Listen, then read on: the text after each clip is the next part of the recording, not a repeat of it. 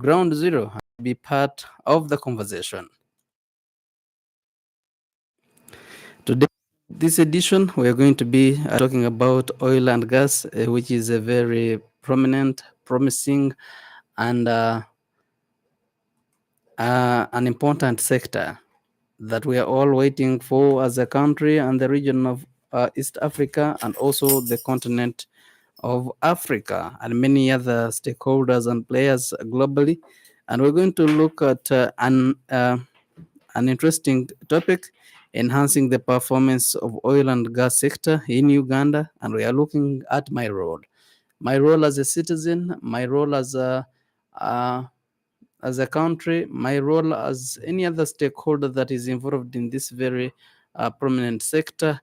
And in the studios of UBC, I'm privileged and honored to have Yusuf Masava is the corporate affairs officer coming from Petroleum Authority of Uganda. A big privilege and honor to have you. Thank you very much. Good morning to all listeners. I'm glad to be here on UBC. Interesting. Also in the studios of UBC, we have the privilege and honor to have Herbert Sempogo, is the senior corporate affairs officer coming from Uganda National Oil Company, which you call UNOC. A privilege and honor to have you, sir. Senior brother, the moderator and presenter of the show. Good morning, listeners. Interesting. We're also going to be joined by Bintu Peter, coming from also Petroleum Authority of Uganda. And I said before, our topic is enhancing the performance of oil and gas sector in Uganda. We are looking at my role, your role as a citizen, my role as a UNOC, my role as a PAU, my role as Uganda, and my role as any other stakeholders. You know, we have so many stakeholders in this very sector. You have heard of Sinopec, Chinese National Oil Company. We have heard of Tanzania being involved in the pipeline. You have had so many players.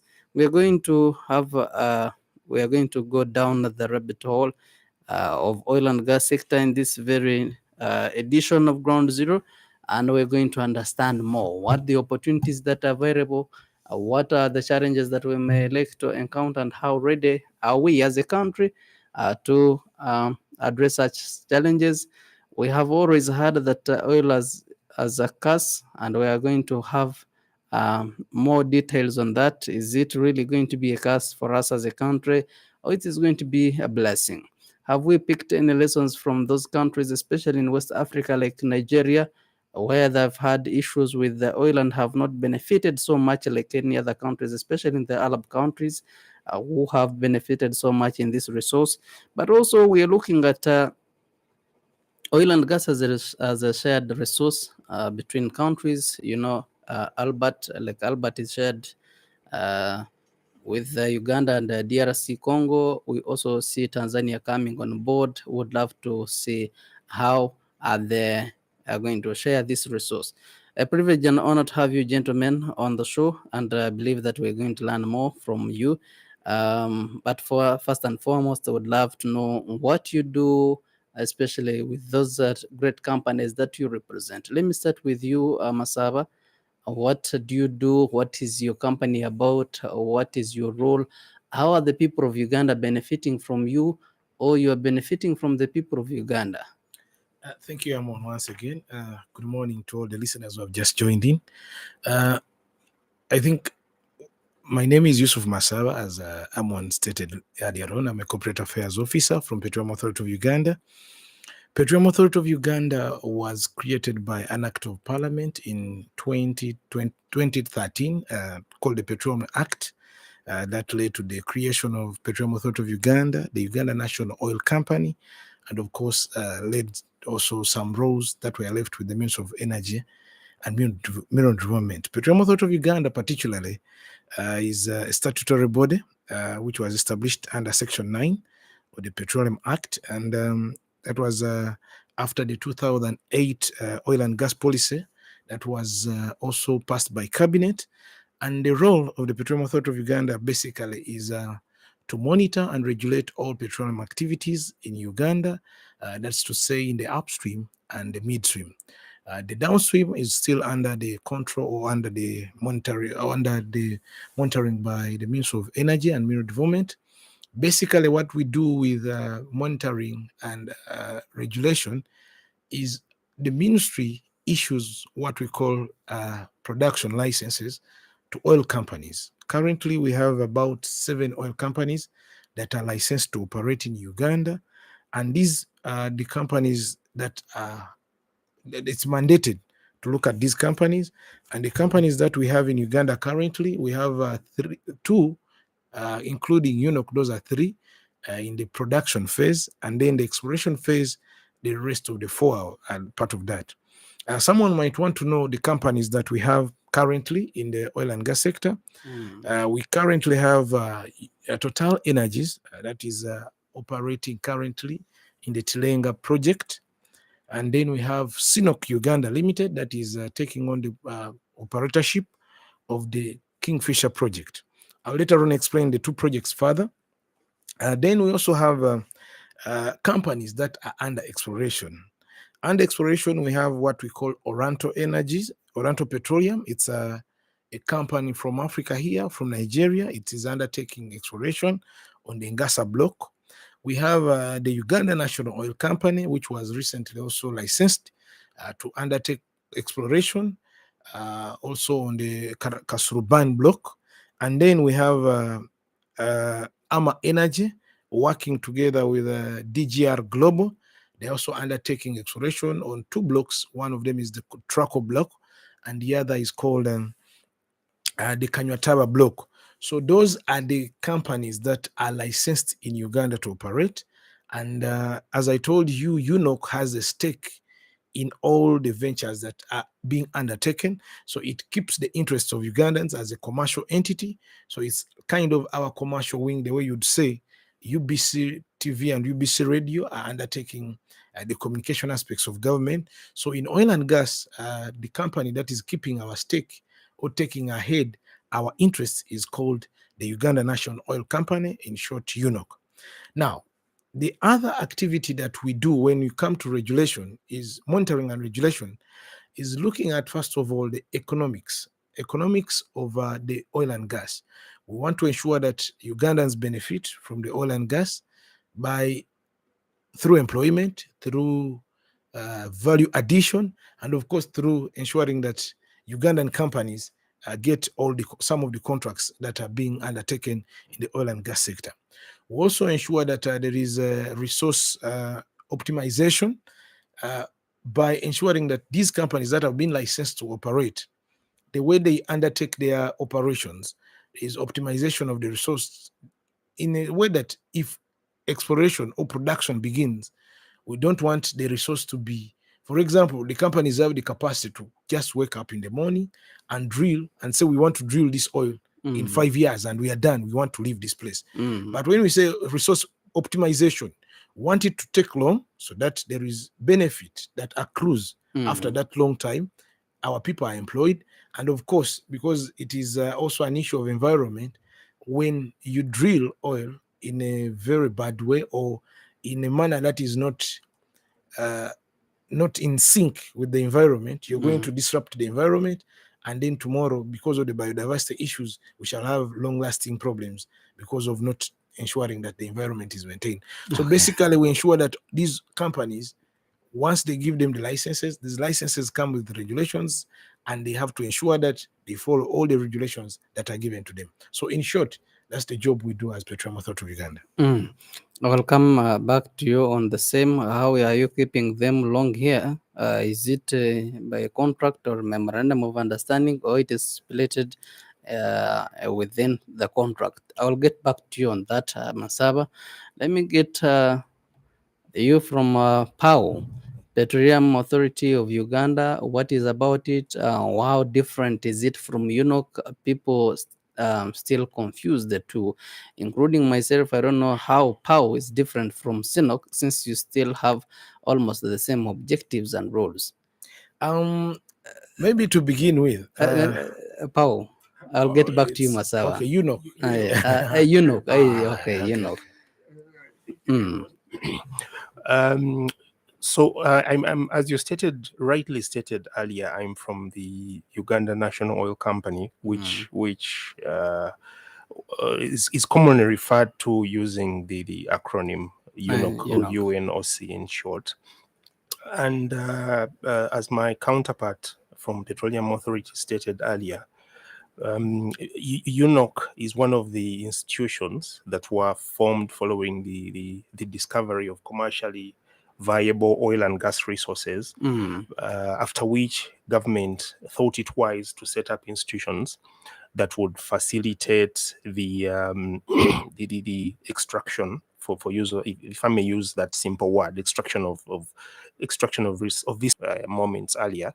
It was formed under the Upstream Act of 2013 and Upstream Act appraisal, develop the conversion, refining, and mainly transportation of the oil and gas resources.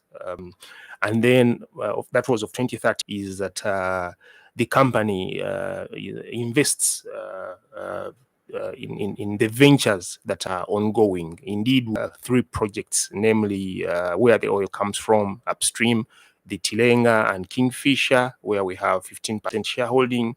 And then, of course, we have shareholding in the East African crude oil pipeline, 15% still. That is a pipeline that is going to take our crude oil to the international market, so we can get money out of it. And of course, you've heard about the refinery, which we are leading. And of course, to ensure that we get money, we are investing in other activities. You've heard about the bulk trading business that we got permission to do as we prepare ourselves for selling of our own crude oil when we are done with refining.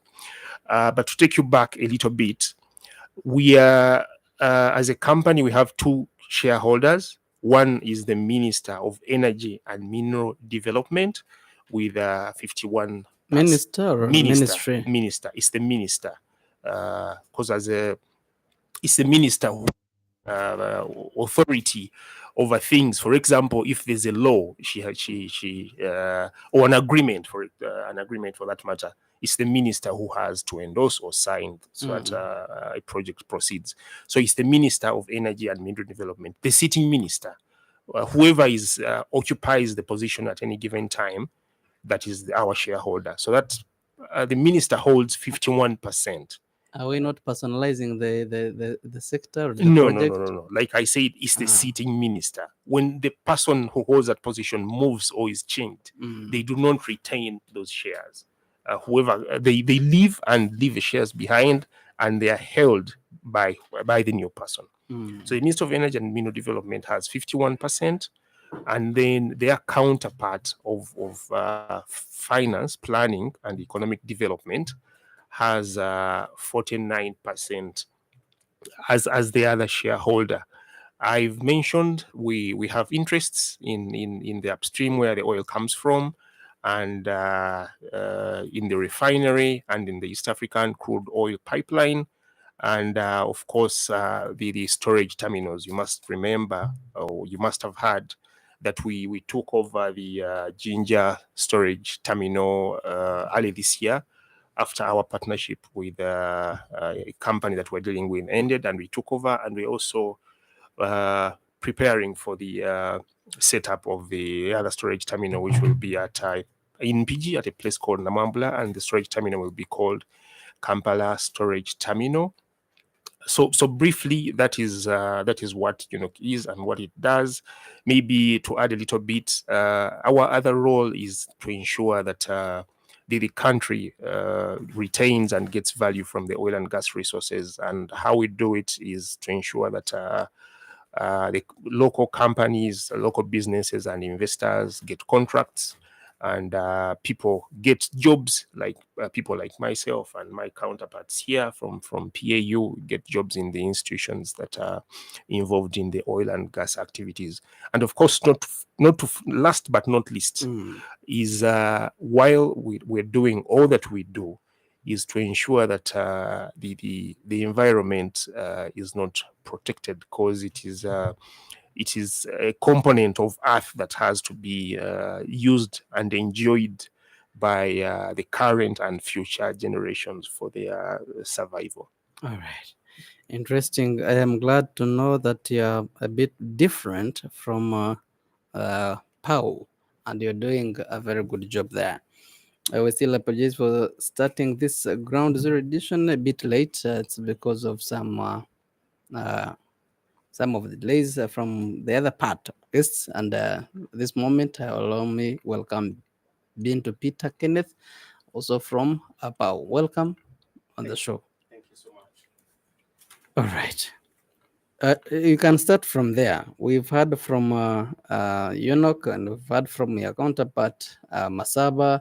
Would love to know much more about what you do as PAO in as far as the performance, enhancing the performance of oil uh, and gas sector.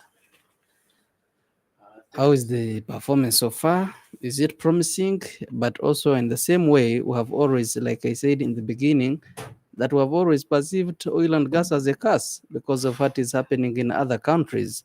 But how best are you changing the story to be a blessing? Well, there are a number of initiatives that we are undertaking as the Petroleum Authority of Uganda to ensure that the oil curse does not happen in Uganda. Key amongst these is a promotion of national content, and we are promoting this on mainly 4 different category or areas.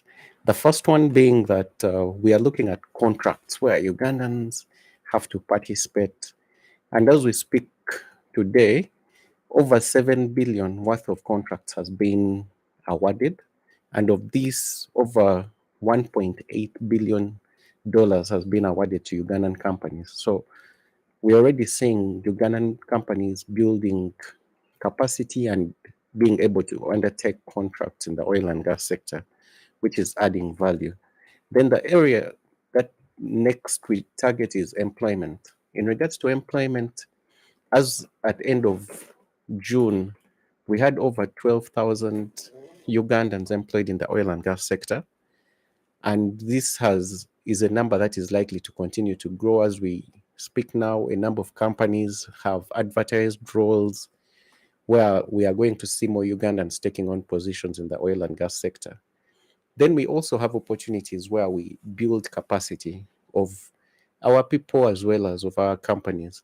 In regards to skilling, very many Ugandans, over 2,000, have been skilled in key areas like engineering, welding, heavy goods driving, areas that we feel we need to build our capacity in order to meet the requirements of the oil and gas sector. And we've done very well in these areas as we prepare for the upcoming opportunities and jobs. Then in regards to the companies, we are implementing projects with strategic partners, including the AFDB, the Stanbic Business Incubator, and we have trained over close to 2,000 companies in business management, in bidding, in tendering, and we've also empowered women and youth-led businesses to ensure that they build their capacity to a level where they can be able to participate in oil and gas business tenders. We are currently implementing a project along the ECOP pipeline districts where we have trained over 280 enterprises to be able to prepare them to take charge of opportunities in the ECOP districts.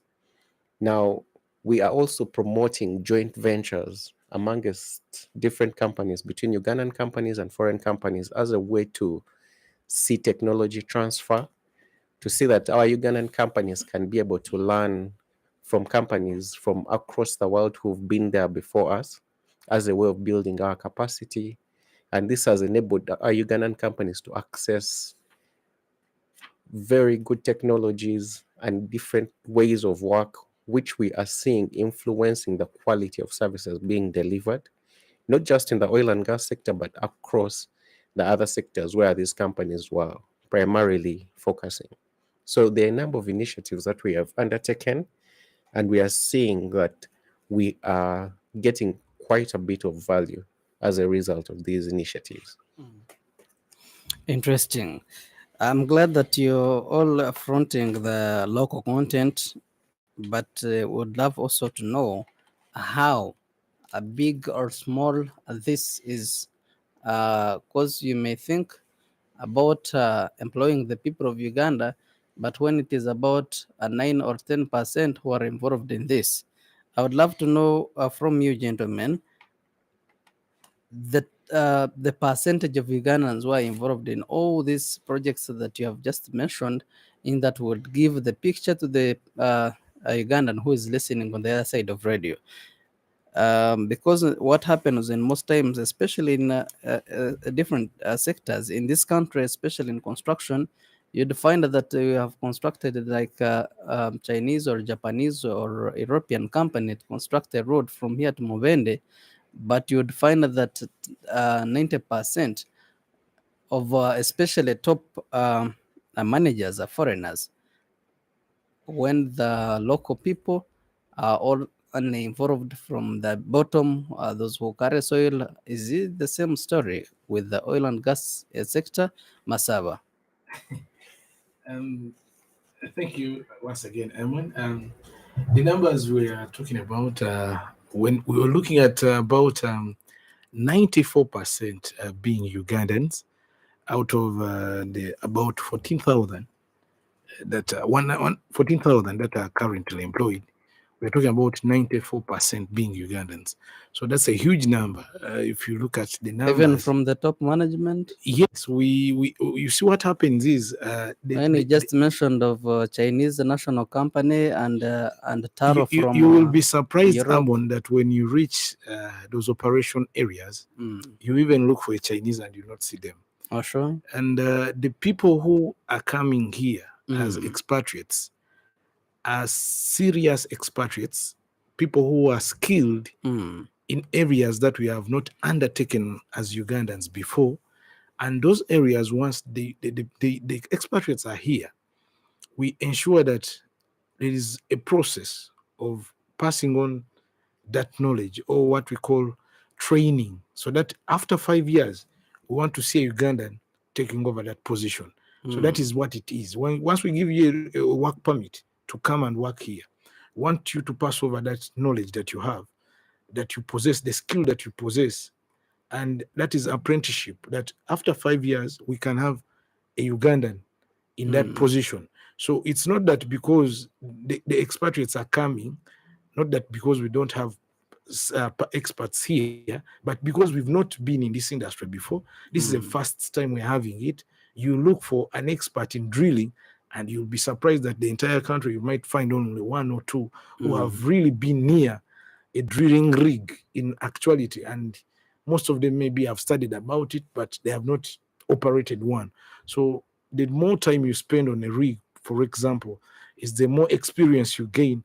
And our project is so unique that we are developing our resource in a very biodiverse, eco-sensitive area.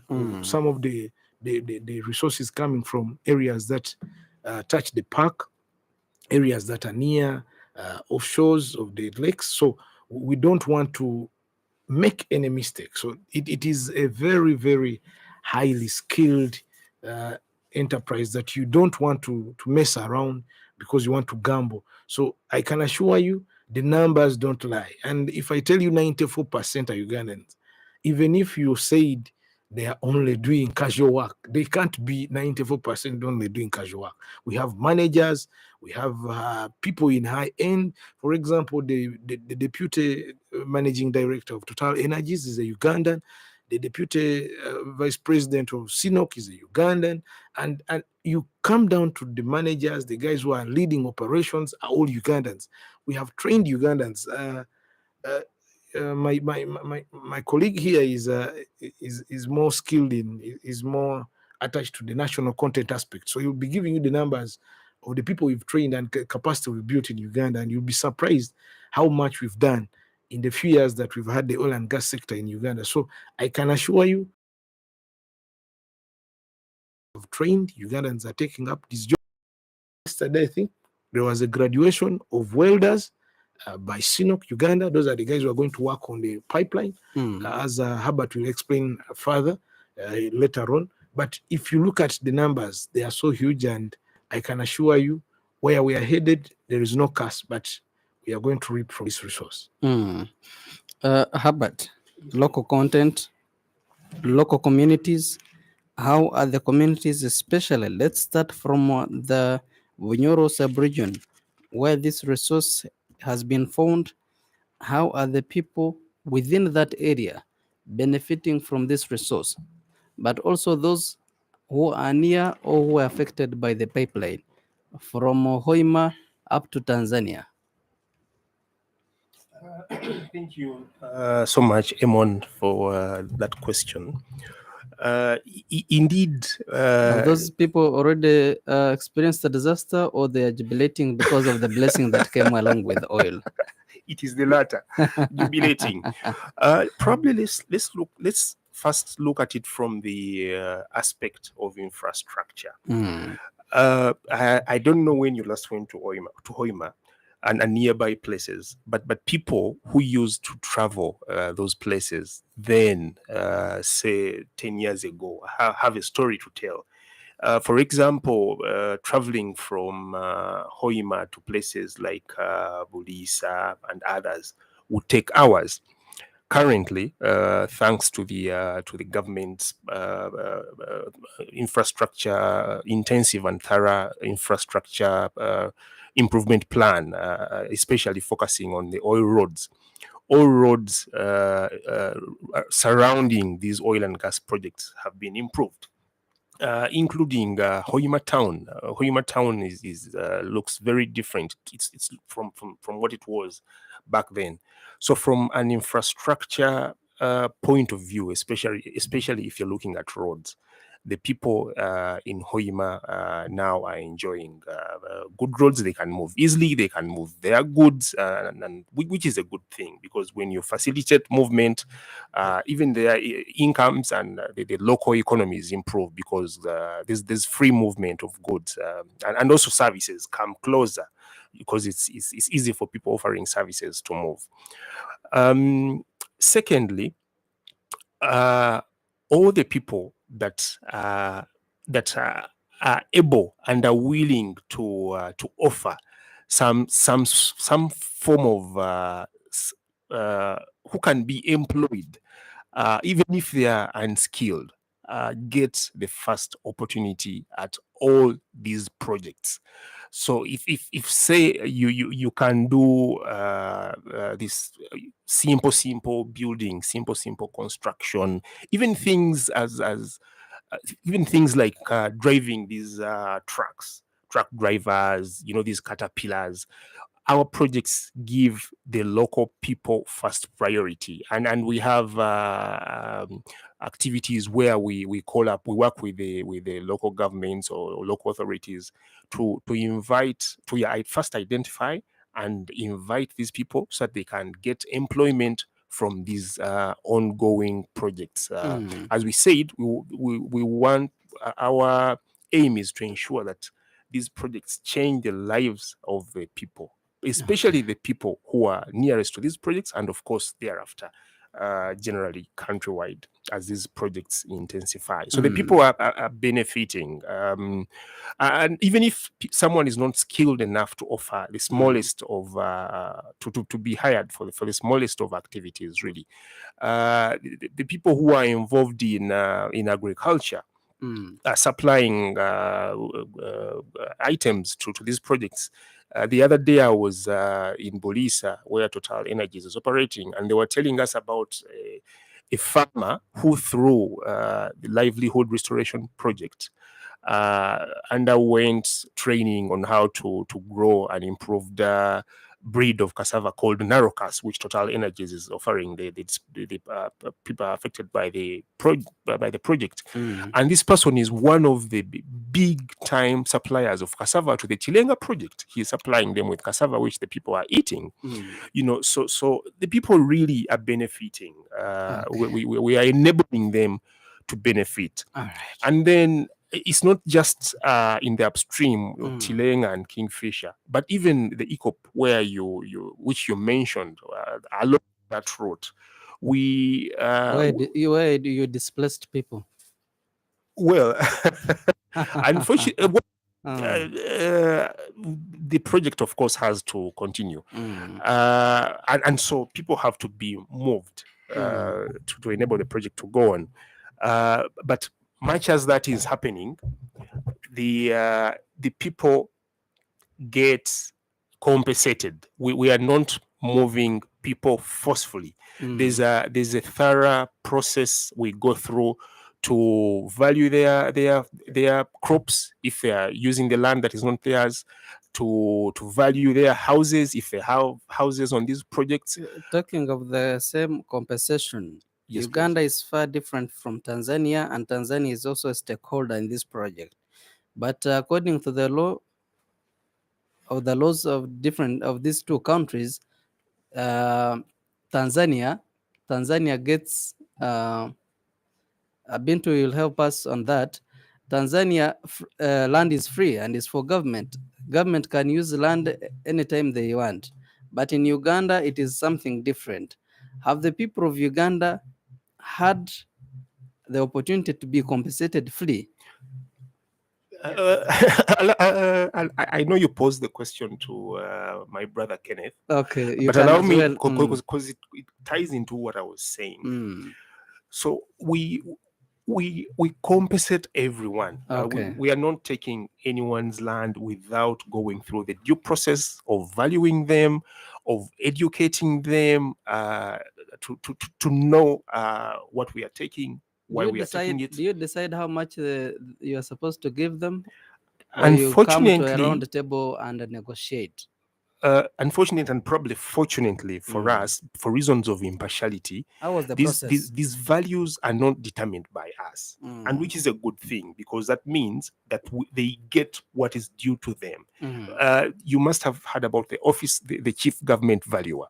So all these properties are valued by the chief government valuer. Our job and our counterparts in CNOC and Total Energies is to get all these properties and items there on the land, for example, crops, collect them and send everything to the chief government valuer, where these values are determined. And when an agreement is reached between the government and the property owners, payments are made in a very well laid out process.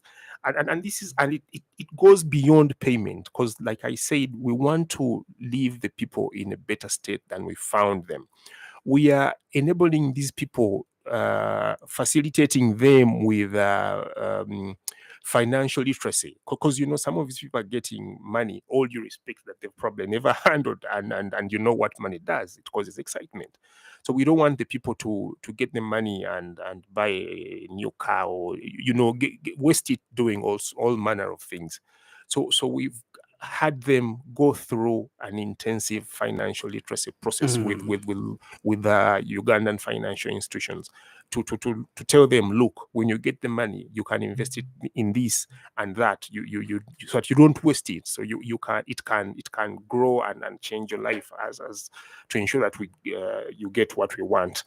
And then, in addition to the financial literacy, we have livelihood restoration projects, and these are ongoing, and they're going to span some time until the people stabilize. We are giving them dry rations like maize flour, we are giving them rice, we are giving them beans, because remember, some of them are leaving their land where they used to grow their crops.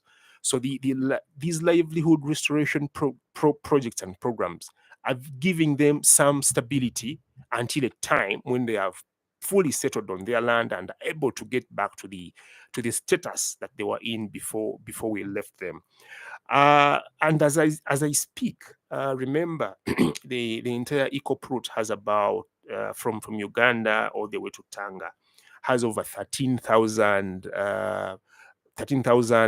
people who are going to be affected by this project. Okay. And as of about 3 weeks ago or 2 weeks ago, the percentage across in terms of compensation was about 94%. Okay. And then those who had signed forms to say, I agree, I have not been forced, I agree to move voluntarily and pay for the project, were 97%. Interesting. Thank you so much, Masaba. In seconds. Okay. Maybe to add on, when we're looking at the issue of land, we need to appreciate that we've been dealing with 3 projects. First of all, we have the Tilenga project, which is the biggest. We have the Kingfisher project, and of course, the ECOP that my brother has just mentioned. When you look at the persons affected by the project on the Tilenga project, we're talking about 5,574 people who are affected. As we speak, over 97% have been compensated. We also constructed houses for those who preferred to be relocated to real houses, because when we are doing compensation, we give you 3 options. 1, land for land. 2, money, or you choose to be constructed for, and then they buy for you another piece of land. So when you had a house before on your land, and you decide that I want my house somewhere else, we build you a better house than the one you're in, and you go to a better place. So when you look at the houses that have been so far constructed for people in Tilenga project, we're talking about 143 houses handed over. We about 30 plus remaining that will be also constructed. And then we also have Kingfisher project, which had about 727 pups. The Kingfisher project is a little bit smaller compared to the Tilenga project, because the Tilenga project is going to produce at peak about we're talking about 190,000 barrels of oil. So when you look at that project, it's a huge project. And then the Kingfisher project is a little bit small. It's a 1 oil field, and yet the Tilenga project's several fields that are going to be produced. So the Kingfisher project, we have about 727 pups. As we speak, all the people have been compensated 100%, and 64 primary residences. Those are people who prefer to have their houses constructed, have also gotten new houses. ECOP, they had about 177 houses along the ECOP corridor in Uganda.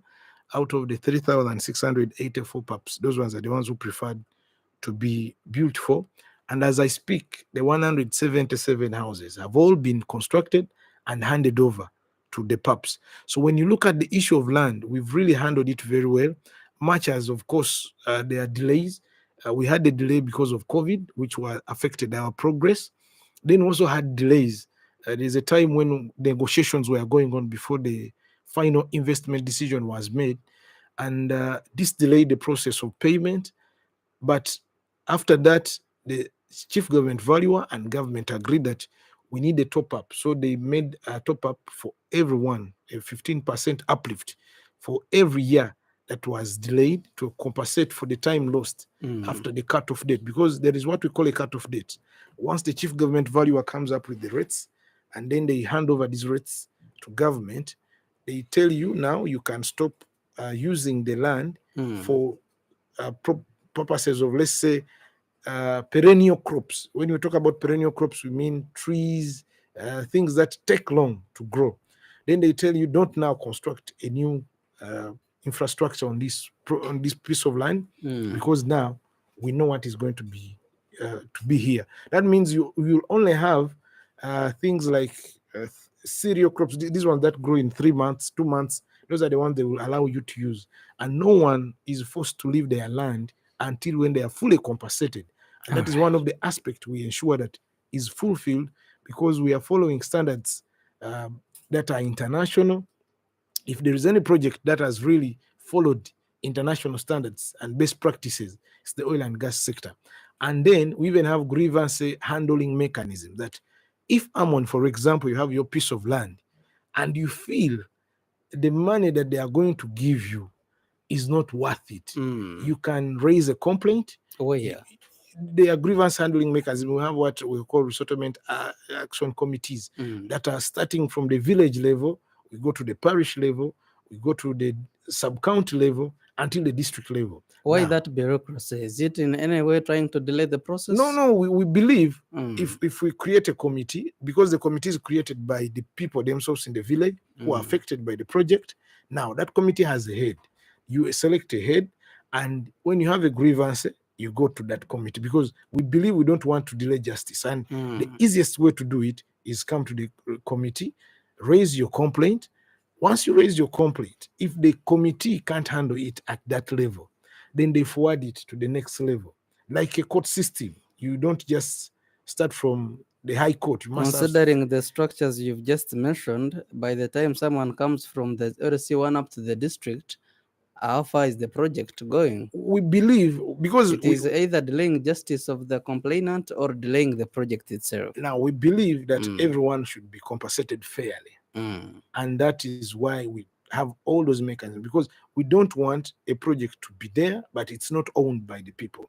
So we want that social capital, because if you're going to gain social capital from the people, you must make sure that all these aspects are handled very, very critically well, because you've heard of incidences in other countries, like, for example, you hear people attacking these infrastructures and then vandalizing them. So if you don't do that, tomorrow you'll have a project that is not owned by the people, that is not benefiting the people, that is hated by the people, and what comes out is what you just talked about, the oil cast. And we don't want that, because we've been with this oil in the ground for all these years and we've not died. So would rather take time to compensate everyone and start off the project when everyone is pleased, when everyone is happy. Interesting. Bintu, also still on the, this is the last on the national content and linkages. I would love to see the role. We remember we're discussing my role, but this time I would love to see the role of the community. Apart from benefiting the community's employment and all the other projects that are involved within the sector of oil and gas, how are you connected, linked to these communities? Do they have any involvement? Have you involved them to passionately love the project, to preserve and protect all the resources and all the infrastructure and facilities that have been put in the communities? Because I believe when the community is not involved, you cannot work in isolation. How are you linked to these communities? We have built a number of linkages to the communities. We've developed what we call community development plans, where we work together with the different stakeholders, Total, CNOC, as well as the contractors, to first of all ensure that the community is well sensitized of the upcoming projects, the opportunities for their participation, and that it's clear how these projects are going to impact the communities. So to do this effectively, we work very closely with the district leadership across all the project areas.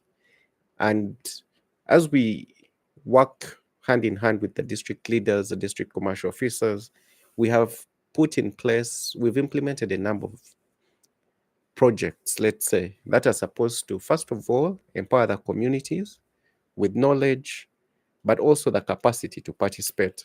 Some of these, we have a community supplier development program that is being run by Total and being implemented by Group E360, where they are ensuring that they empower across the 6 districts where the Tilenga project is working, from Bulisa to Hoima, Masindi, Chikube, Noya, Pakwach, that all those different district leaders, as well as the business community and the potential employees, know about the project, know about the different initiatives that the project is going to bring in place to benefit the community. And then as we also do that, we've also empowered, we've encouraged the different joint venture partners as well as contractors to carry out what we call corporate social responsibility initiatives that benefit the communities. So for example, you'll see that when you look at the Kingfisher area, that a hospital is being built and they are going to co-facilitate the doctors who are going to work in those medical facilities. Okay. So there are a number of initiatives. Then also for the ECOP districts, we have engaged all the 10 district leaders And we've been working hand in hand in supporting us to, first of all, select beneficiaries for the different project initiatives. For example, where we have an initiative to build the capacity of businesses within the districts, we work with the district commercial officers. They support us in the selection of the beneficiaries, but also ensuring that after the trainings and the totals have left, or the Petroleum Authority has left the district, they continue to ensure that there's sustainability of these initiatives that have been started. All right. Then we also have promoted linkages, because the oil and gas sector doesn't work in space. It works with a number of the other sectors. So we are promoting the other sectors alongside the oil and gas sector. So areas like real estate, because we are going to need a lot of accommodation. During the project implementation, we project to see over 1 million people coming in and out of the Albertine Graben to do different work. So even those will need accommodation. So we are working very closely with the real estate developers to see that they prepare and have accommodation.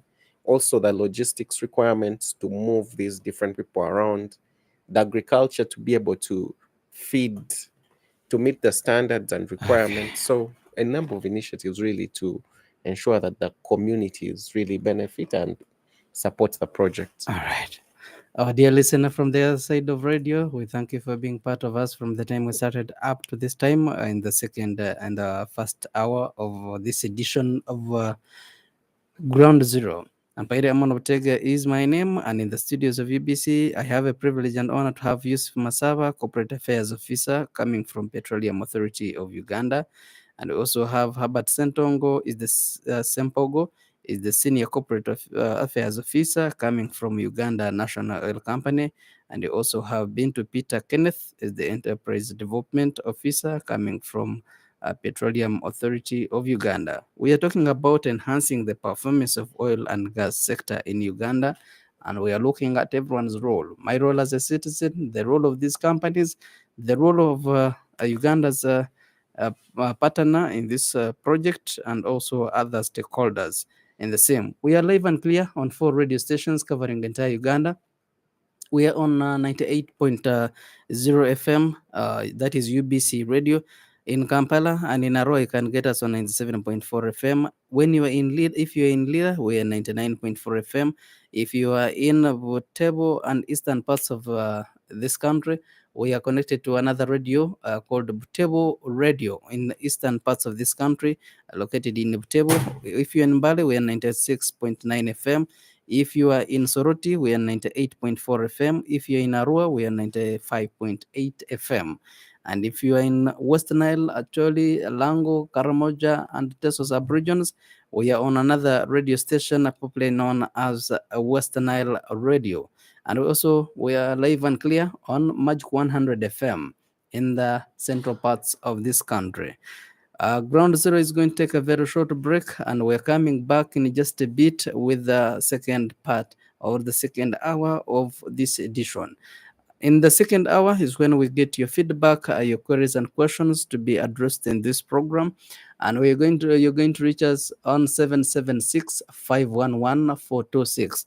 The number to call is 0776-511-426. You're going to call and raise your concern, question, or any comment or any query. What do you think needs to be done to develop the oil and gas sector in Uganda to make it a blessing, not a disaster?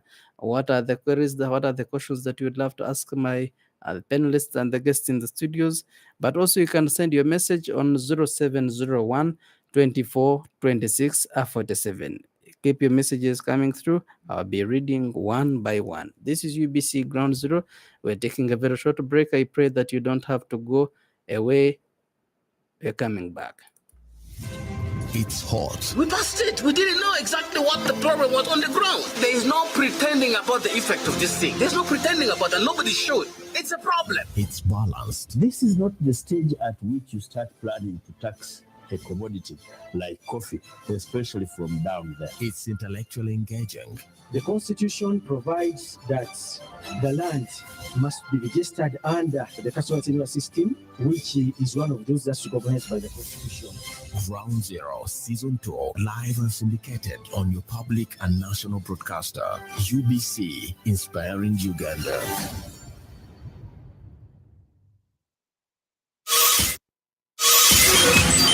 At UBC Radio, all our radio network across the country is committed to inform, entertain, educate, and guide for national transformation. On radio, UBC should set its own example. Leka bano abatafa ku bantu baffe bagumaza ndowooza muganda kita okugumaza to divert people. Let our own UBC bring programs to educate the people so that abagala kugumaza babeereyo bagumaza naye naffe they can advise, guide. And people in time will judge the one who is their friend and who is just using them. Tune into UBC Radios for credible socio-economic programs. UBC, inspiring Uganda.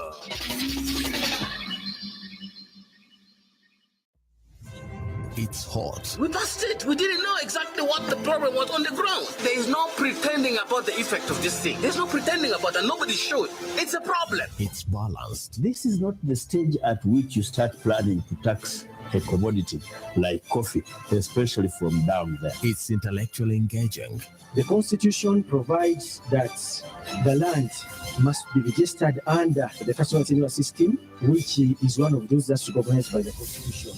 Ground Zero Season 2, live and syndicated on your public and national broadcaster, UBC, inspiring Uganda.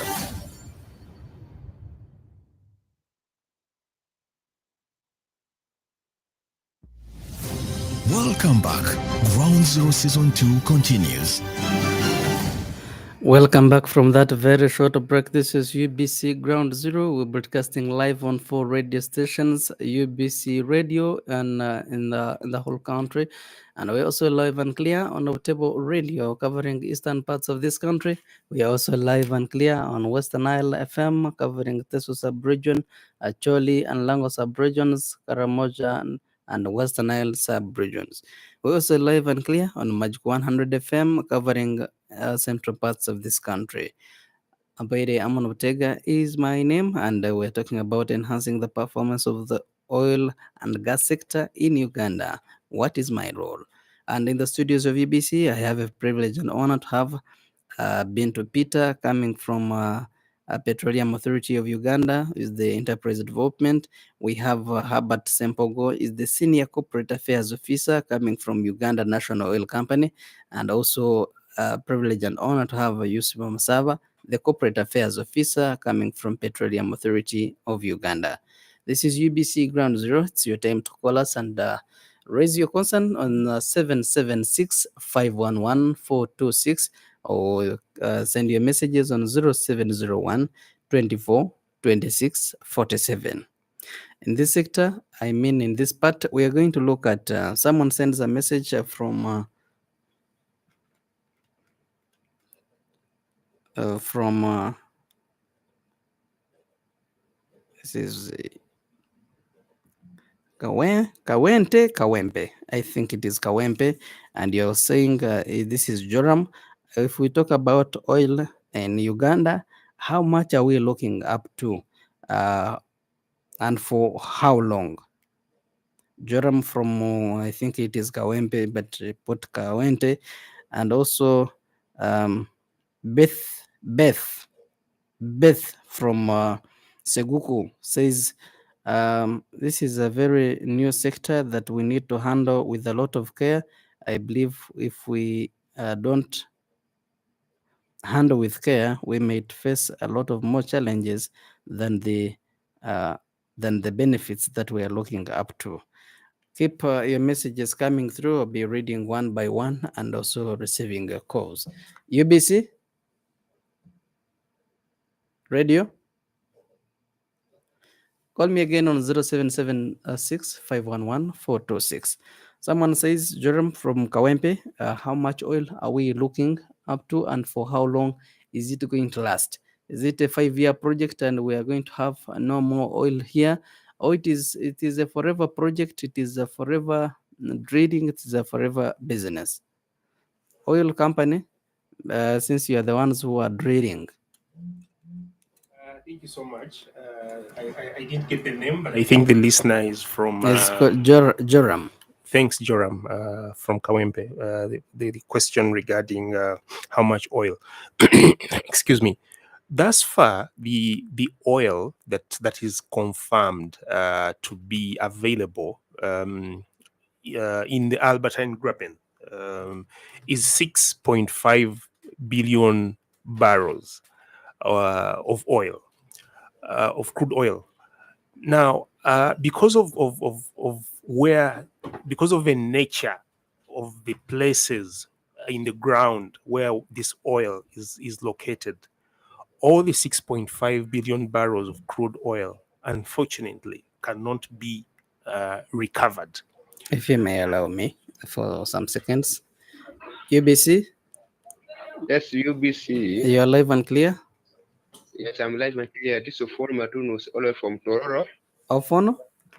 Yes, Ofon Matunus from Tororo, that's the eastern part of Uganda. Okay, thank you for being part of us. You are welcome. Your concern, please?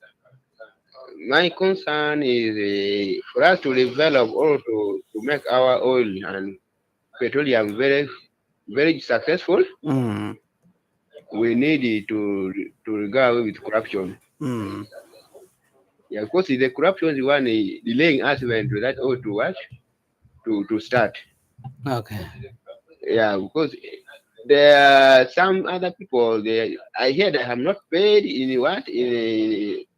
their land where they are drilling oil.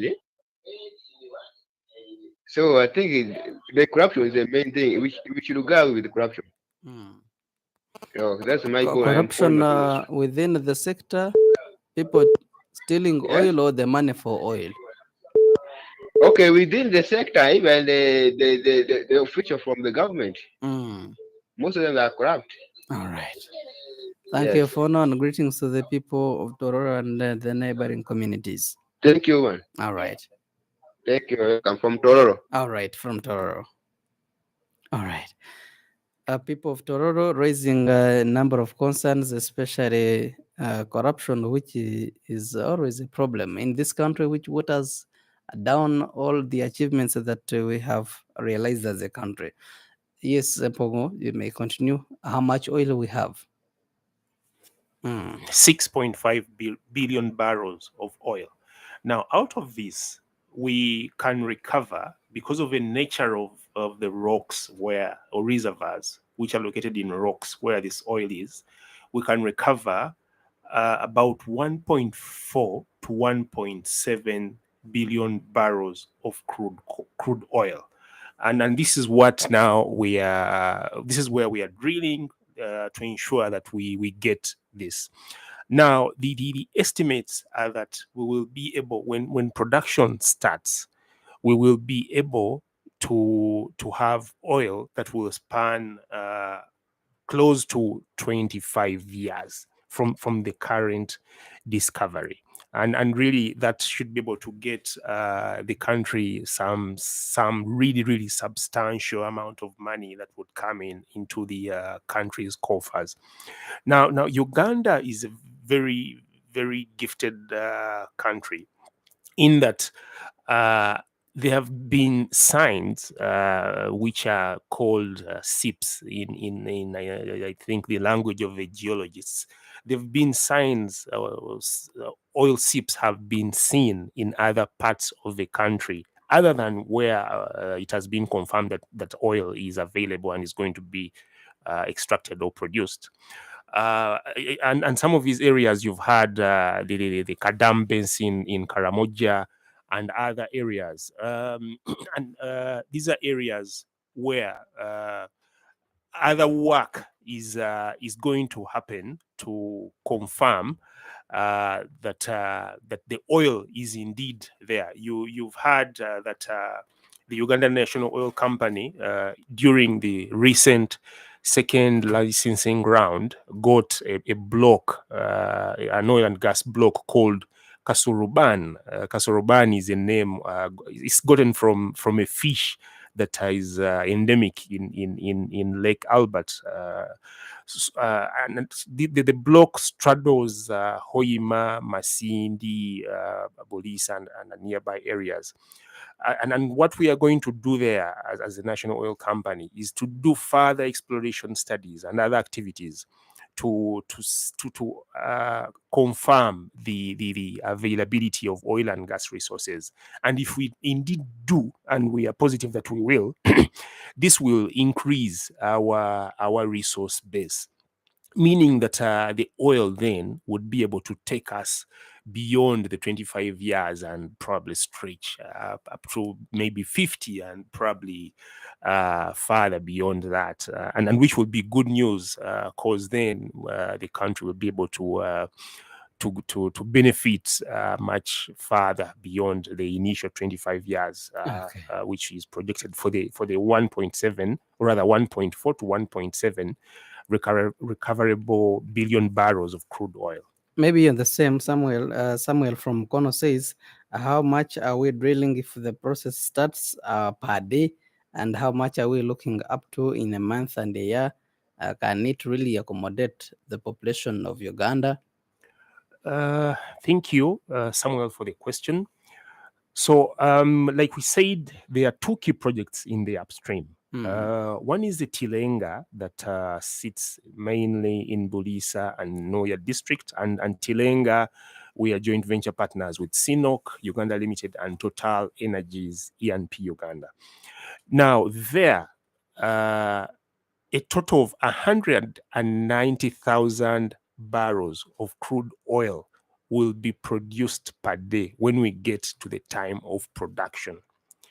And then in the other upstream project, which is the Kingfisher project, where we are joint venture partners with CNOOC Uganda Limited and of course Total Energies Limited, Total Energies E&P Uganda, that one is planned to produce 40,000 barrels of crude oil per day. Now, when you add this, we get to 230,000 barrels of crude oil per day that we are going to produce when production starts.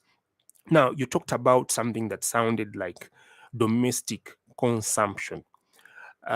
Studies were done recently when Uganda thought about the commercialization plan. And so, which is two-pronged, by the way, domestic and export. And a study was done to kind of understand how much petroleum products are consumed locally. And it was determined to be about 6 million liters of petroleum products used here. And so that was used to do a bit of a projection to know how much we can consume locally and in the region in the near future.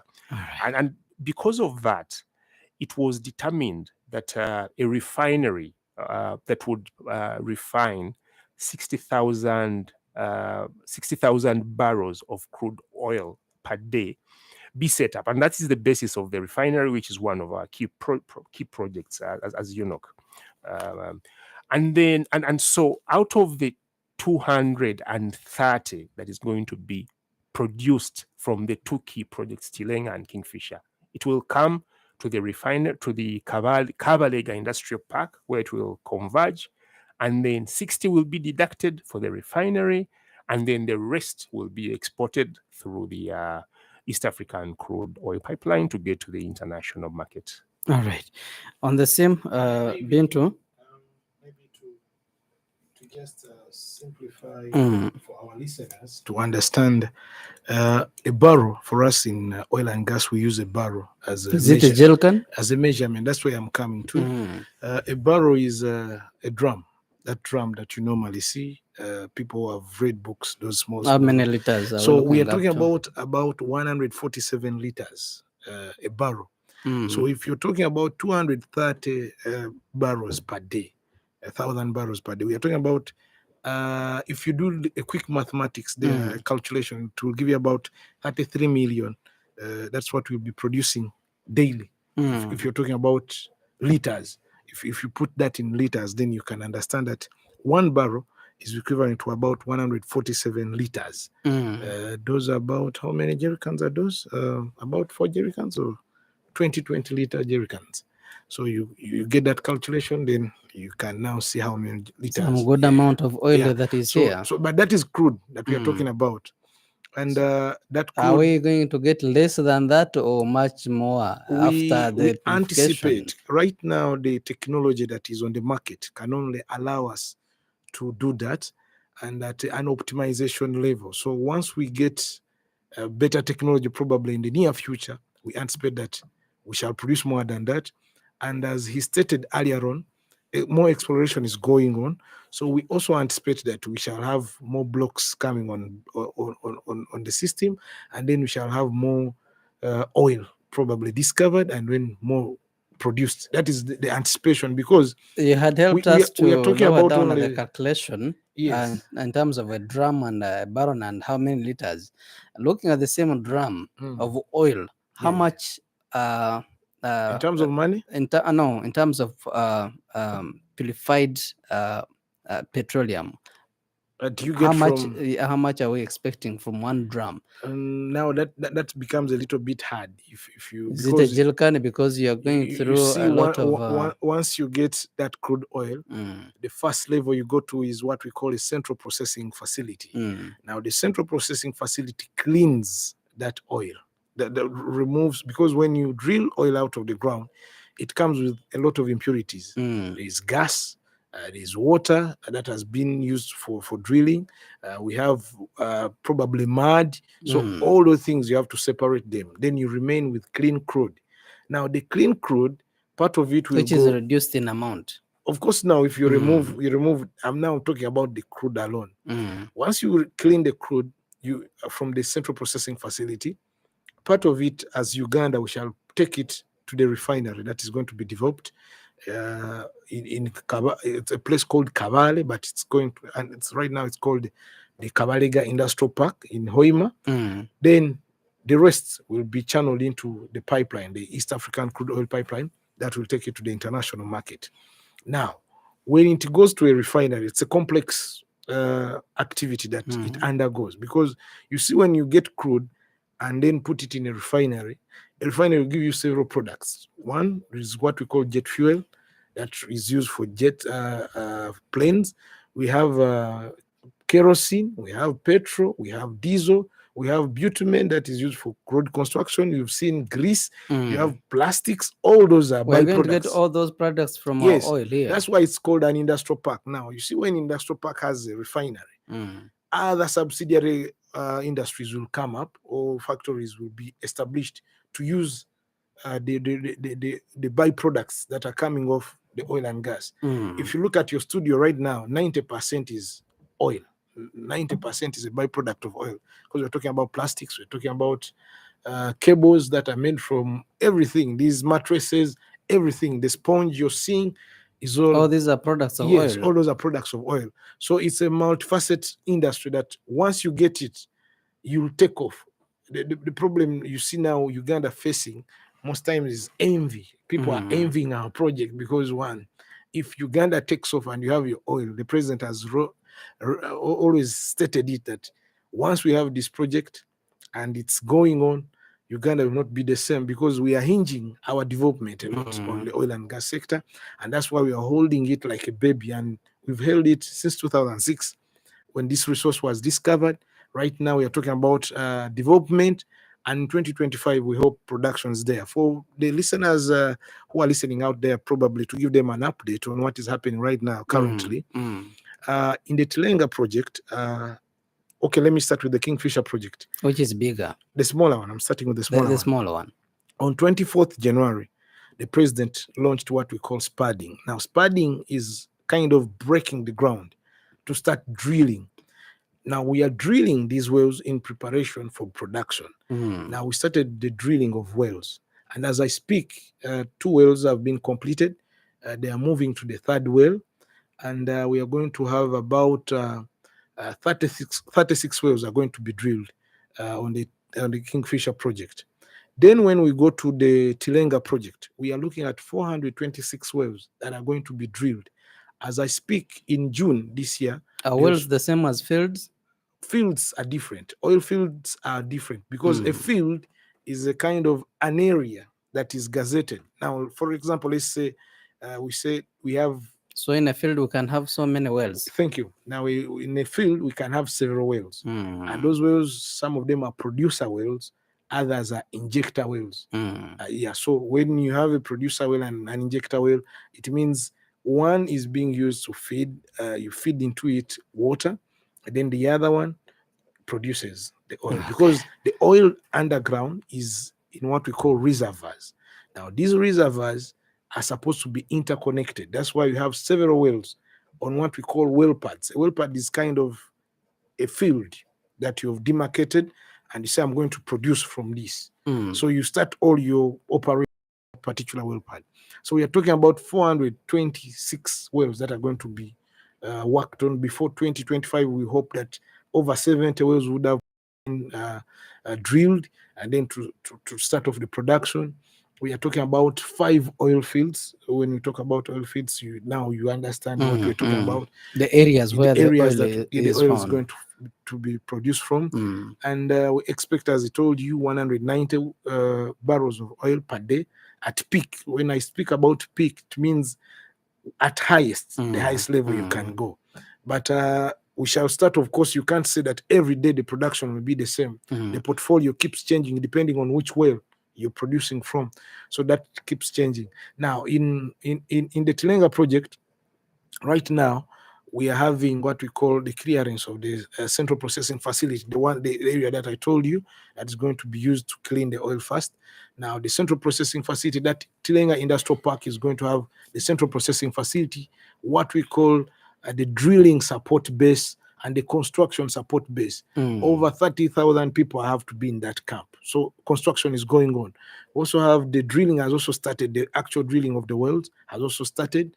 And as I speak, I think they have drilled about 2 wells on the Joby 5 well pad. And then they're also starting off because the wells in Tilenga are on both the northern and southern part of the Nile. So others are across, that is in Noya district, and then others are in Bulisa district. So that is the Tilenga project. That's why it's so huge. And production is expected also, of course, to begin in 2025. We have 3 rigs that are operating in the Tilenga project. As we speak, 2 are already up and operating. The 3rd rig will be, I think, launched later on in October. We hope that it also start working. And as I can speak right now, a lot of activities going on with one goal, to ensure that our oil by 2025 gets out of ground. And we start so by 2025, we are going to have our first drop of oil. That is our target, to ensure that by 2025, we have our first barrel of oil dropping out. Bintu, Opio says that this project seems to be good, but according to how you have named it, it seems to have been sold. Why would name our own resources after the foreign names like Kingfisher? Why not have our African or Ugandan names? Well, to clarify, Kingfisher is not really a foreign name. Kingfisher is named after a bird, the Kingfisher bird, which does a lot, where there are very many Kingfisher birds in the Albertine Graben. So these projects are actually named after our indigenous areas. So when you look at the Tilenga is named after a fish, and then the kob. So these are actually community-based project names. When you look at the Kabale industrial area, it has been renamed to the Kabalega International Industrial Park. So all these the king, yes, after the King Kabalega. So these projects are actually being named after indigenous projects and things that are happening within our communities. And so, to allay the fears, no project has been sold. We are partnering with international firms because of their capability and experience, so that we partner and get this resource out of the ground to benefit us. But it has not been sold. Thank you. Interesting. Let me get back to you, Yusuf. Yes, please. So many players in this, so many companies, also even the shareholders. We have from the regional level, Albert is a shared resource with Democratic Republic of Congo, and now we have the Republic of Tanzania coming in, where we're going to do, is it a refinery from? How are we sharing this resource? Thank you very much. Maybe to start with Tanzania that we are currently working with. Do you have percentages going up to these countries? Tanzania is a partner in the development of what we call the East African Crude Oil Pipeline. ECOP. And through its company, the Tanzanian Petroleum Development Authority, TPDA, it has shares in the oil. It has shares in the pipeline, and we are talking about 15% shareholding. Uganda has 15% shareholding, and then Total Energies has 62, and then 8% is for Sinok Uganda Limited. Now, the project that we are developing with Tanzania is a transportation means. So this is a car we own together, because we need to take our oil from the upstream to of course to the international market. Now, you see, when you're producing, let's say you have your farm of matoke, and you need to bring that matoke to a Kampala market. You need means of transport. Now, we came up, Uganda brought an idea and said, you know what, we need to take this matoke to the international market, but we have to pass through your place, your land, and we are passing through Tanzania, because we are in a landlocked country. We need to reach the coast. So we tell Tanzania, can you also invest in this venture of transport? They said, yes, why not? So they're also investing in this venture, and they'll also be getting a share through how much they. Of course, if you invest 15%, when you're sharing capital, when you're sharing profits, you also you get the profit of the same of how much you invested in. Yeah, true. Yeah. Now you go back to DRC Congo. We share Lake Albert with DRC Congo, and when you see Congo and Uganda, even if you look at the blocks we are developing, we have a feeling some of them could cross over. But as a country, we have an understanding with DRC that we are going to ensure that if we have a block that is cutting across both Uganda and DRC, we can develop together. But we are yet to have one. DRC has not started undertaking intensive works like the ones we are undertaking in Uganda, but we have an understanding, an MOU with them on issues of security, because it's a very fragile area. You know that anytime rebels can attack, we don't want such incidences to happen to our project. So we have an understanding with them and a cooperation with them. All right. Yeah. I was also going to ask you, how are other members in the East African community benefiting from the project, like Kenya or Tanzania? I mean, like Kenya and Burundi, which are far different from this resource. Are they in any way benefiting indirectly? What we did is when we are starting on when the refinery project was being started, we floated this idea, because the idea of the refinery came out of, you remember, the Northern Corridor Coalition of the Willing. It sat and said, we need to get this captive market. We can't be exporting all the crude, and yet one of the biggest things that I love about our president is he has always demanded that we add value to our resources and not just export.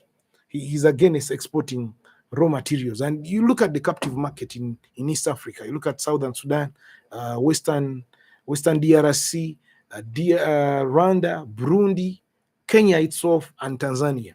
Right. Instead of benefit, so we brought this idea to them, and I think there is still an opportunity for them to invest in the refinery. Right now, we are looking for joint ventures.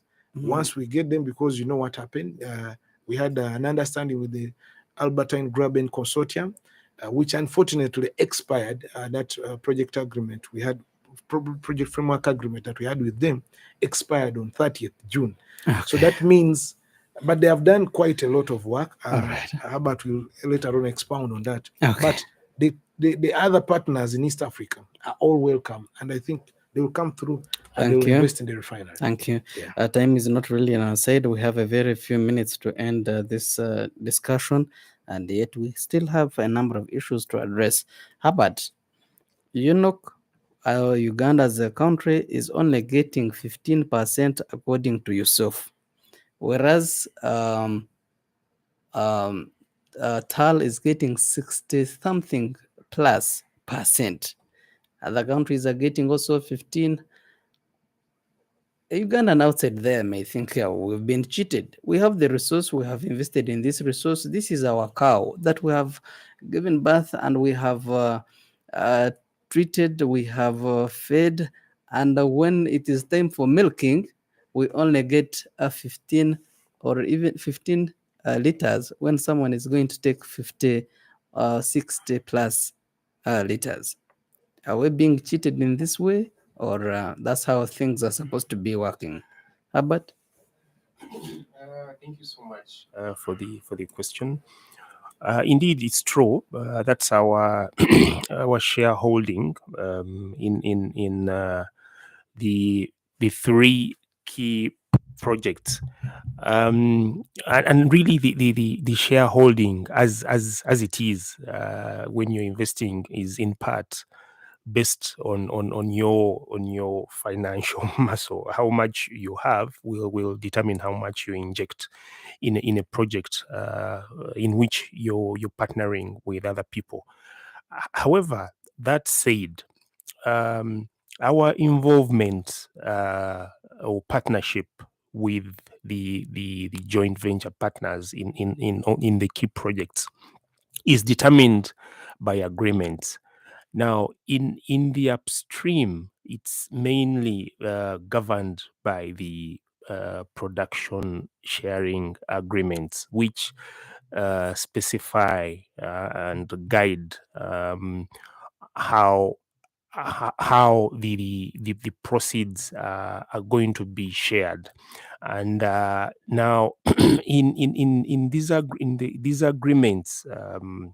And they've been peer reviewed by institutions like the World Bank, IMF, and others. Uganda's PSAs have been deemed to be some of the best, because Uganda will be getting a lot of value from its oil to ensure that it benefits, and the PSAs lay out how the proceeds from oil are going to be shared by the other by the investors, but also the government or Uganda as the owner of the resources. And indeed, it has been proven that Uganda is going to get much more than the 15% investment that it is making. Remember, we are going to tax these companies, but also we are getting a substantial investment. We are talking about an investment of about $20 billion US.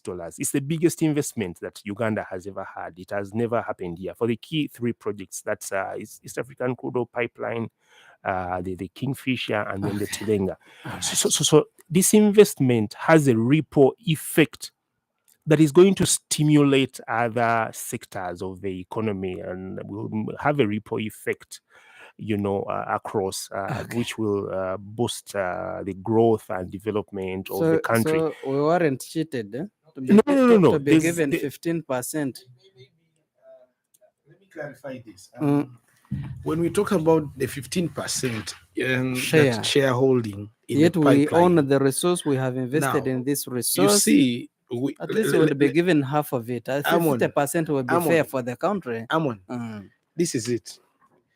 You might decide to invest in the car that takes your matoke to Kampala, or you may not decide to do that. Now, depending on how much money you have and how much interest you have in a car, you can decide not to invest in it. So in actual sense, for us, we still own our matoke. The matoke is still ours. But the car that is going to take the Matoke to Kampala is where we invested only 15%. Is it fair? Is it So fair for a transporter to take 60%? the transporter is the owner of the car. Me, my interest. And I own the Matoke. Yes, me, my problem is when I market and I sell my Matoke, I pay you what we call a transportation tariff. Now, that is where it comes in. Now, the tariff that we agreed upon is what we shall be giving the company that owns the ECOP, the oil pipeline. Now, Uganda, being a strategic country, said, okay, fine, this is a strategic, it's a strategic, first of all, it's a strategic plan, and then the infrastructure itself, you can't just let only foreigners own such a strategic infrastructure. So you say, okay, let me also at least have 15% in this project. But actually, for us, when it comes to because you remember we talked about the upstream and the midstream. 15% is also so the 15% we are talking about participation, but also the profit. It is according to how much you. Thank you. Your input determines your output. Now you see, if I invested 15% in this car and I pay, still the profit that will come, the small profit that will come is 15%, but it's okay because so you don't consider who owns the car or who owns the product. Anyway, that is another discussion for another day. I would love to engage Bintu. Is so much into enterprise development. I would love to know, and many other Ugandans who are on the other side of radio, how many industries are we developing from this sector, especially in this country? Well, there are very many industries that are being developed as a result of the oil and gas sector. So I'll start with, first of all, the oil and gas service companies, which we are trying to request, or we are working hand in hand to see that they domicile in country. Instead of having to import most of their key inputs or key requirements for the oil and gas products in Uganda, we are encouraging the companies to set up shop in Uganda. That way it will, first of all, bring investment within the country, but also create jobs for our Ugandans. All right. And then also now, as we build the capacity of Ugandan enterprises to be able to supply the oil and gas sector, we share the standards that are recognized for oil and gas products as well as services. Okay. Now we are seeing that our Ugandan companies are getting internationally certified as a result of these interventions. We are seeing more and more Ugandan companies being certified. We are seeing these companies scale their operations to be able to now do business, not just in Uganda, but also within the region. Thank you. So companies that were formerly, before the interventions, that were formerly maybe just targeting a few hundred clients have now grown and are starting to look at the whole country as well as the region. Okay, thank you so much. Masaba, something that is developing and coming up and affecting everyone in this country, and it has raised a number of concerns and fears among Ugandans especially. The World Bank rejecting Uganda or not borrowing Uganda anymore. Is this in any way going to affect your performance in the oil and gas sector? Thank you. Once again, the World Bank. Okay, I don't want to go there because I'm not an expert in matters. But this is the money that is coming in the country. The money that is coming in the and you're a government country. agency. First of all, as a government agency, we get funding from government directly. From the consolidated fund. That's where we get our money. Two, the investment that is coming in Uganda is coming from a private sector. The companies have what we call equity. Now, the companies we are talking about are among the 500 Forbes listed companies, some of the richest companies and the most profitable companies in the world. We are talking about Total Energies. And Total Energies and Sinop International is the biggest. Total Energies is the biggest company, I think, in Europe. And then Sinop is also the biggest in China. So these companies have equity that they're investing here. So they are not going to borrow money from the World Bank. So Okay. it won't affect us in any way. And All right. even when we go to ECOP is also getting equity from, part of it is coming from Uganda here, and then the shareholders also contribute. And I can assure you that the shareholders have assured us that they have secured funding, and anytime the issue of funding for the ECOP will also be completed, as we also look for partners to develop the refinery. So I can assure you it's not about the World Bank not giving us money. No. Okay. It wasn't even among the priorities of the people who would give us equity. So this is a business venture, profit oriented. These guys come here to do business, and there is no one you're going to find coming to Uganda for charity if we are talking about these big companies. So we don't have to worry about our project, and we should just pray that our project is executed in time so that we can stop relying probably more on the debt financing that is coming in from such institutions like the World Bank. Okay, based also on the profit they are getting, 62% and above, they won't risk losing the the project. How about let's look lastly on this. We cannot forget about the environment, the climate change, and the consequences that may come along with the oil and gas sector. How are you addressing the environmental protection and conservation, not destruction? Thank you so much, Emon, for that question.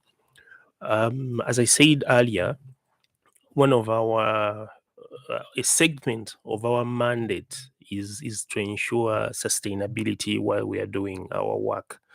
So that the people who are going to live in Uganda when we are gone find a rather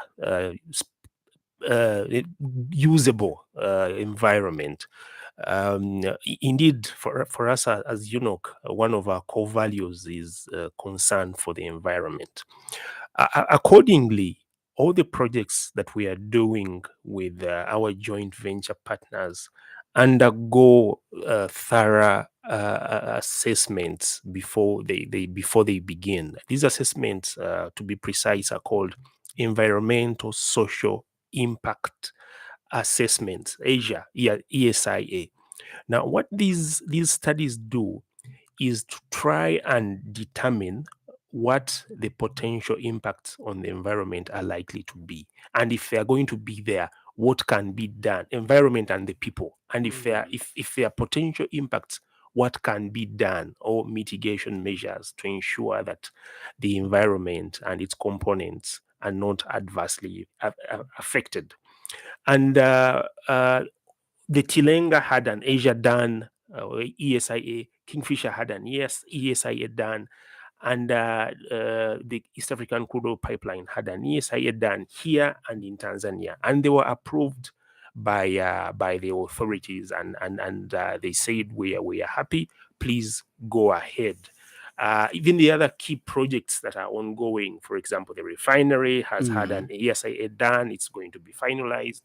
The entire park, the Kabalega Industrial Park, has a regional ESIA that is being done, and all the other projects that we are doing. And this is done to ensure that we do not impact the environment. And Someone would think that you have already impacted, because where the pipe is, the pipes have been laid, you have dug and removed soil, you have cut down trees, you have where you are drilling water from, I mean the oils, you have done all those projects that drilling and reconstruction and all the other effects that may come along with that.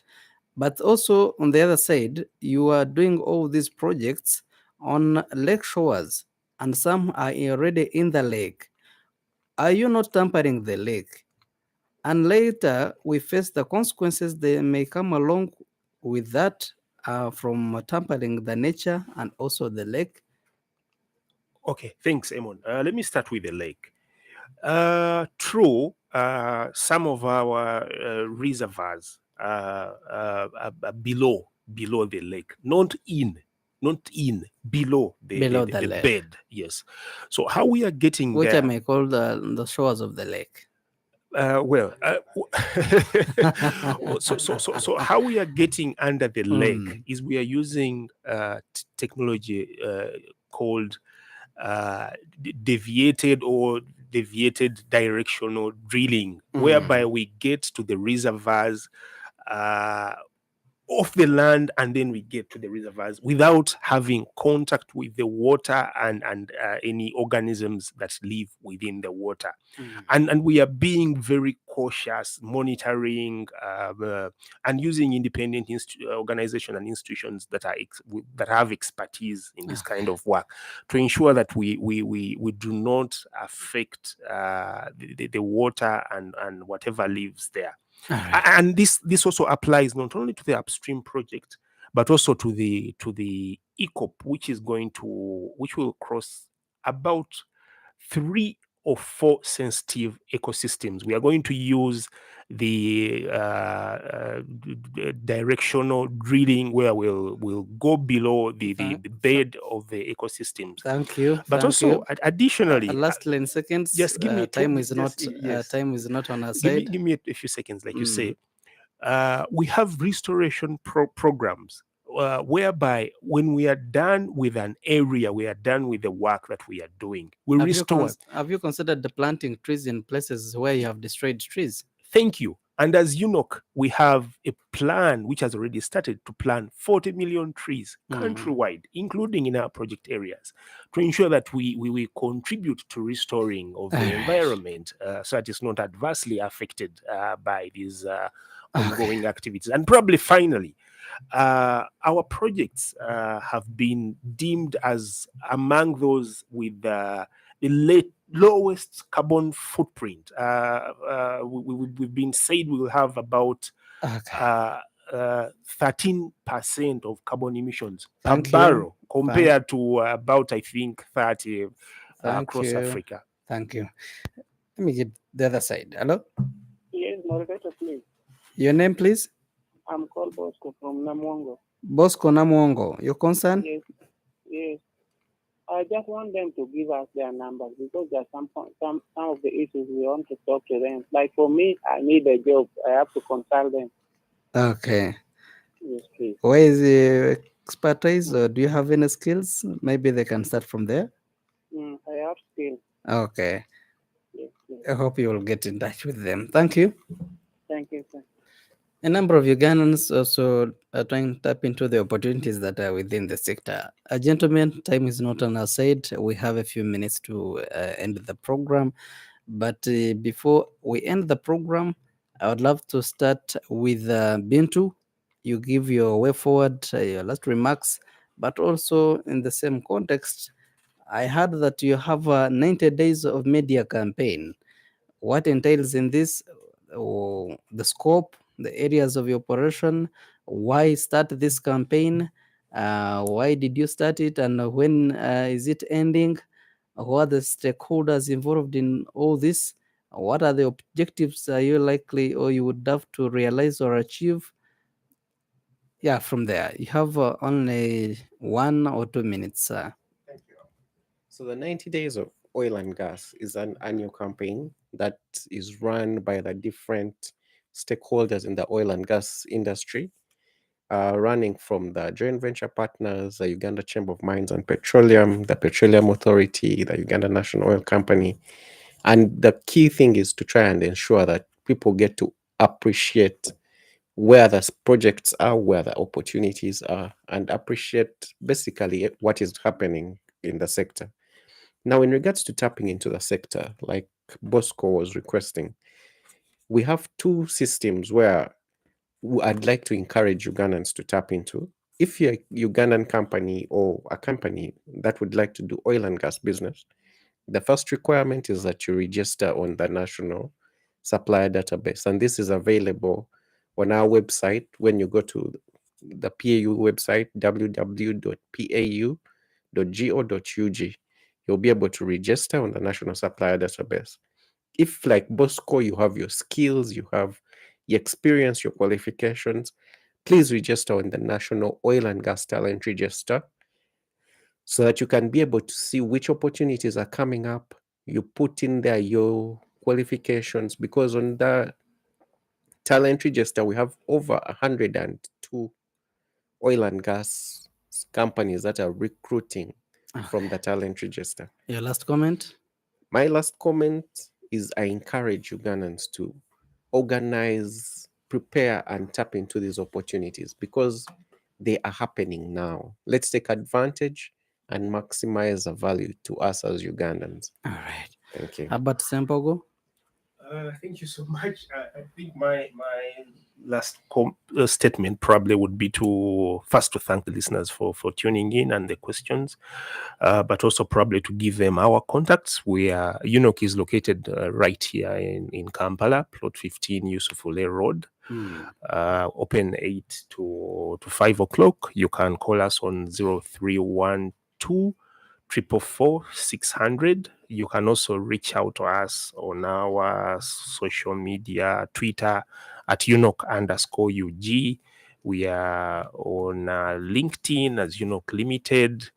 And then probably you can get us on the website and any other communication channels. We are ready to help you, support you, to tap into any opportunities that are available for either registered companies that have all the requisite documentation and or people who are seeking other opportunities like employment. All right. Interesting. Masaba? Thank you, first of all, for the opportunity to be on a national radio. I respect UBC because I now know everyone is listening in. And I want to, first of all, tell Ugandans and assure Ugandans that the oil and gas sector is here. It has come to stay. If you thought it was still in words, it is now in action. The developments are ongoing. We have progressed from what we call the exploration phase, and now we're in the development phase and preparing for the last phase, which is production, before we touch the petrodollar. Someone wanted to know how best they can get to us. Right now, we are located in Entebbe on what we call the Petroleum House on Johnson Street or Johnson Road. If you want to reach us after the zoo, you continue ahead, you'll see the Petroleum House on Johnson Road. You can also reach us on phone 0417 896 600. Those are the lines. You can also email us on ed@pau.go.ug, but you can also find everything that we've been talking about today on our social media handles, on our website, and everywhere. We have a lot of material. Please don't hesitate to check out on all those platforms, but also register on the National Supplier Database that my colleague hinted on. And also, if you're looking for a job, don't hesitate to look at the note tier. Otherwise, thank you very much for hosting us. It's been a pleasure being here today. I also must thank you for sparing time to come to educate, to inform, and inspire the people of Uganda here on UBC Radio and all the other radio stations that we've been connected on.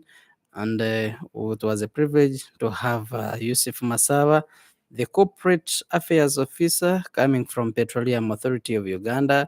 We also had been to Peter Kenneth, Enterprise Development Officer, coming also from Petroleum Authority of Uganda. And also had the privilege and honor to have Herbert Sempogo, is the Senior Corporate Affairs Officer, coming from Uganda National Oil Company. And we've been talking about enhancing the performance of oil and gas sector in Uganda, looking at my role, whether it's the company or individual or a state capacity. We've been talking about, and I believe that you have picked a leaf from our discussion. We've been connected to 4 radio stations, and we thank you all who have been part of the show from the time we started up to this time that we have to end the program. As you've heard from my guest in the studios, there are so many opportunities that you may come and tap on, and from this very sector, it is a very prominent and promising sector that we call upon Ugandans not only to come and benefit, but also have your contributions. Mbaile Amon Otega is my name, and this is UBC Ground Zero. Until next time, same program, same station, and different topic, and perhaps different guests. For God and my country, allow me now sign out. That was Ground Zero Season 2, a production of Uganda Broadcasting Corporation, UBC, inspiring Uganda.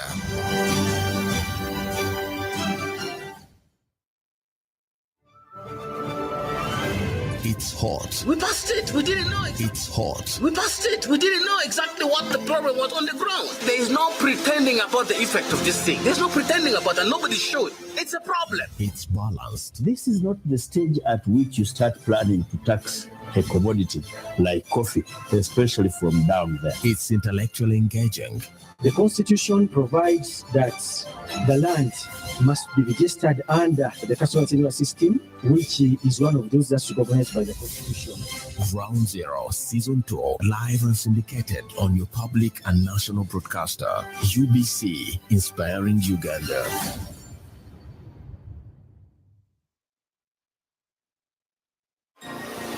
This is UBC Radio. Tune in for news. At UBC Radio, we bring you Uganda's latest news and information. What we need to do, the Prime Minister must give us the position before we finalize the budgeting process. Enjoy sports. The environment. Politics. The mission we have is socio-economic transformation. Health, entertainment, updates in education, on the farm. Keep tuned into UBC Radio, inspiring Uganda.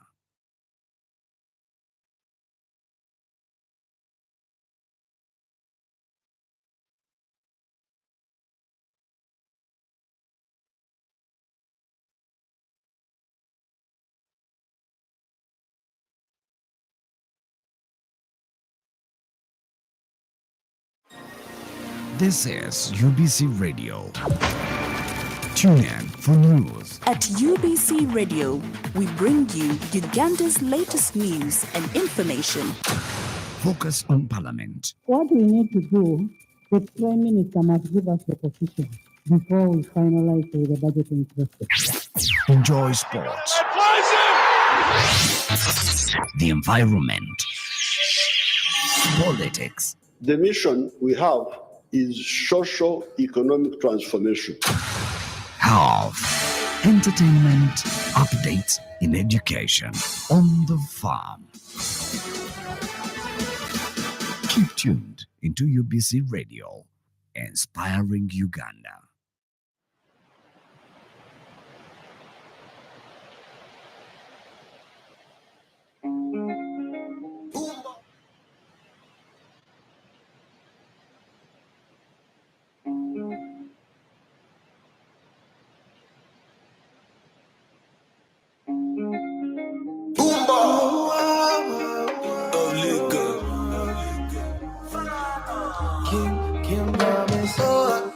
Sugar cane sweet, but your love is sweeter. So below juice mixed with a little ginger. Oh girl, I wanna be with you, but you know they got enough time from me. I wanna live with you. I get the reason why I can't let go. Girl, you never know, so you come pass up. Man, them so far to find your love. Girl, you never know, so you come pass up. Man, them so far to find your love. Girl, you never know, so you come pass up. Man, them so far to find your love. Girl, you never know, so you come pass up. Man, them so far to find your love. Match on your chin, now you don't talk. Got me like a thief in the night, don't you? But you know, say, all of my niggas, them ball. Nothing you go ever need at all. Match on your chin, now I don't know. Taking it a break, at me, I know the rush. Maybe, if you want me, catch a rubber, my mister would draw me. Yeah. Show me a jigger, let me see. And let me see the woman that is with. I put $2,000 on your wrist. What's on your wrist? I'm on the touch you. I you never see this kind, babe. We do some kind things, make me feel some kind way. You know I'm not just tryna get laid, cause I know some kind chicks do it for the right pay. Baby, make I fire you with my machine gun, 16 rounds, I be King Kong. Girlie, make a sample you my brand new song, baby love. Oh girl, I wanna be with you, but you know they got enough time for me. I wanna live with you, yeah. I can't see reason why I can't let go. Girl, you never know, so you come pass up. Man, them so far to find your love. Girl, you never know, so they gon' pass up. Man, them so far to find your love. Girl, you never know, you gon' pass up. Man, them so far to find your love. Girl, you never know, so you gon' pass up. Man, them so far to find your love. Senorita, Mamacita, body bad at the craze for your features. Nice to meet you, Jimmy Sika. Only one I see for my future. Oh, I wanna teach your body a thing or two. If you know the things we do, this love and love each other nowhere before. Yeah, girl, so mama, you me second 5-star boomba, yeah, the kaba kaba miaka tamina, oh my, I never boss, mama. All of my guys are thugs, but you know I rude. Me if you wanna give it up, I'll trap too much for your love. All of the guys that you want you, they don't know that I got you. And they never been what we've been through. Show my obsession. When I put you in a right skirt, shawty come and ride in my backseat. Would you tell me what you want, what you fancy? Waiting on my ride like a taxi. I wanna be with you, but you know they got enough time for me. I wanna live with you. I can't see reason why I can't let go. Girl, you never know, so you come pass up. Man, them so far to find your love. Girl, you never know, so you come pass up. Man, them so far to find your love. Girl, you never know, come pass up. Man, them so far to find your love. Girl, you never know, so you come pass up. Man, them so far to find your love.